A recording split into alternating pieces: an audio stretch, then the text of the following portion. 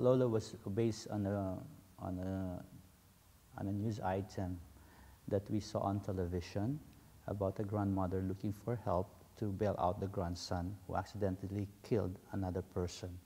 And then from another news item, we also saw this grandmother also asking for some help to bury the grandson because he was killed by another person. So we tried to merge these two stories together. The writer tried to put these stories together, and we came up with Lola.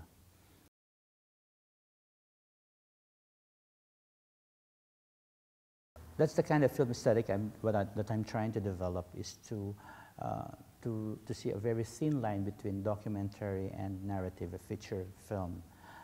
Because I want to be as much as possible close to reality in my films. I think it makes it more truthful and honest when you see, things happening right in front of your eyes the way you see them in real life. So I try to achieve that kind of aesthetics where you see everything almost happening right in front of your eyes. It's not an easy thing to make, even if it looks like you are filming them the way they are in real life. It takes a lot of preparation, a lot of immersion from the actors, and it takes a lot of work, not only from me but also from the staff and also for my cinematographer. So the reason why I think I've shot quite fast is because once we are on the set, rarely do I have a rehearsal. I don't tell my actors where my camera is. I just give the situation. They know what's going to happen. They know their lines, but they can say the way they want it. If something happens along the way that is not planned or that is not in the script, but if it's within their character, then they have to react the way they should react as far as their character is concerned. So nobody cuts the scene except the director. So they just have to do it the way they should do it. So that's why it's in a way it's fast, because I'm telling them, you don't have a camera here. We are not filming you here. We set up the lights before a scene, and I just give them the instructions and the situation, and that's just the way they do it. I mean, of course, when you see the people in the far back of the scenes, they're not really informed about it. But most of the time, the people who are around the characters and around us are extras. So these are paid extras. We bring in about 100 extras every day whenever we shoot, and they bring a lot of costumes. So they change costumes from time to time, and they would just like keep on walking in front of the camera, and they just do their thing. What is the most important thing is that they should react very spontaneous and very natural. Yeah.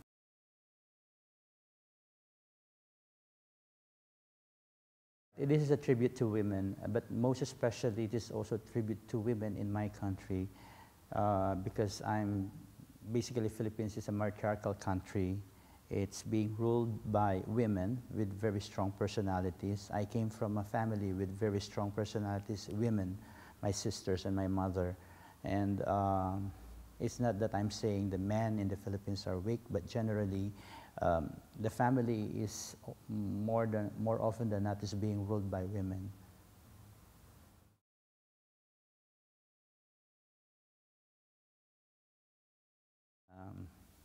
It was my statement from people, or not necessarily the filmmakers, but people who see poverty from a different point of view. Sometimes they try to glamorize it, they try to exploit poverty for their own benefit without really understanding what poverty is all about. So I would like what you said, I would like to stay to the issue of poverty, not necessarily exploiting it or not necessarily exoticizing poverty just for the sake of showing it to, for instance, to the Western world or to other parts of the world. But it's really the issue that is what most matter to me. It's not just showing poverty for poverty's sake.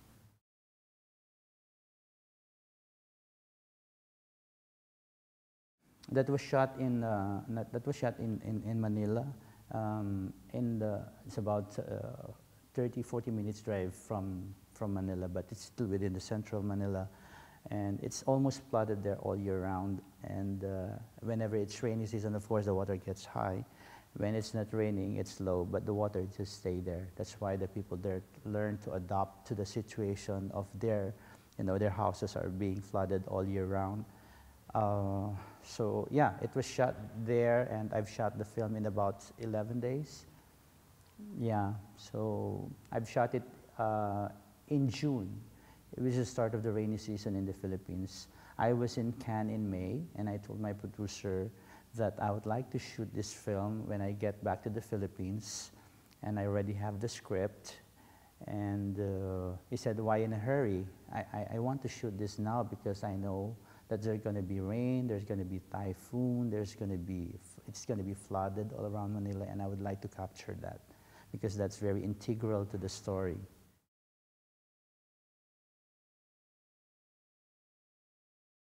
The producer, Didier Costet, who was a small distributor, was a distributor in France, bought my first 2 films. And after buying my 2 films, I asked him if he wanted to produce, and he never produced before. And then he said, I can try.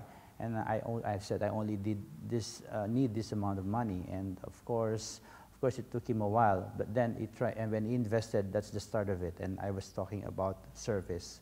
And from then on, he started producing my films. So I think it all happened that way. I realize the more I travel and talk to people and to talk to filmmakers, I realize that it's quite easy to make films in the Philippines compared to Europe and, for instance, in the States and other parts of the world, even in Asia. Because in the Philippines, even if you don't have much money, you can ask your actors or your staff, just for a token, they will do the film. Sometimes they would even do it for free. And you can ask credit from post-production houses. And some production houses will rent cameras and lights. So you can literally make your films without no money at all. So most of the films that I did before are produced by myself. And that's the reason why I was able to do films one after the other. Yeah.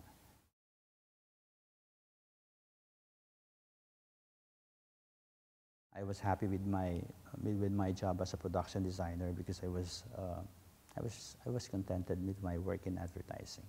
But then he offered me 5 years ago to do a film straight to video, and that was the Masseur. And I just did it, just for the sake of, doing it. At least I could tell myself that I did the film once, in my lifetime. I didn't realize that that film would really change my life forever. So after doing Masahista and doing it the way I want to do it, I realized that's the kind of, that's the kind of thing I want to do, to be a filmmaker for the rest of my life.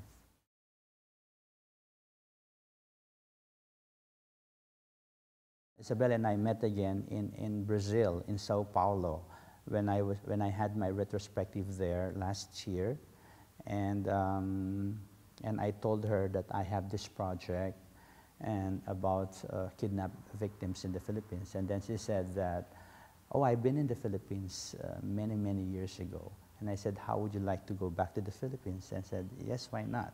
So that's how it started. And I told her about the project, and then maybe you could send me an email about the script and about the story, and I sent her that. I sent her the synopsis, and she was interested, and we met again in Paris. So the story is about the French Christian missionary who was kidnapped by this terrorist group, a small group in the south of the Philippines, and that's where the story revolved. It will be shot mostly in the jungles and in the forests of the Philippines.